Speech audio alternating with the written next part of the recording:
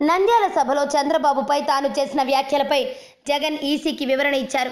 కేవలం ఎన్నికల హామీలను చంద్రబాబు అమలు చేయనందునే ఆవేదనతో అలా మాట్లాడాల్సి వచ్చిందని వివరణ ఇచ్చారు. ఆ వ్యాఖ్యల్లో ఎలాంటి దురుద్దేశం లేదని స్పష్టం చేశారు. నంద్యాల ఎన్నికల ప్రచార సభలో సీఎం చంద్రబాబును నడి రోడ్డుపై కాల్చినా తప్పులేదంటూ జగన్ తీవ్ర విమర్శలు చేశారు. ఈ వ్యాఖ్యలపై రాష్ట్ర వ్యాప్తంగా పెను దుమారం రేగింది. జగన్ వ్యాఖ్యలపై టీడీపీ నేతలు ఎన్నికల సంఘాన్ని ఆశ్రయించారు. దీంతో తన వ్యాఖ్యలపై 48 గంటల్లోగా వివరణ ఇవ్వాలంటూ జగన్కు నోటీసులు పంపింది. ఈసీ ఆదేశం మేరకు మంగళవారం జగన్ వివరణ ఇచ్చారు.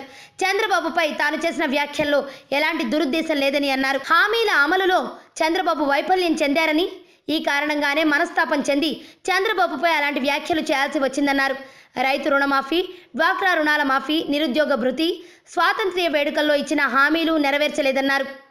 ఆరోగ్యవంతమైన జీవితం కోసం మనం పాటించాలి కొన్ని నియమాలని. చిన్ని చిట్కాలతో చింతలేని జీవితాన్ని ఎలా గడపాలి అనే దానికి వీక్షిస్తూనే ఉండండి మన ఆరోగ్యం యూట్యూబ్ ఛానల్. మరిన్ని ఆరోగ్య సూత్రాలకు సబ్స్క్రైబ్ చేసుకోండి.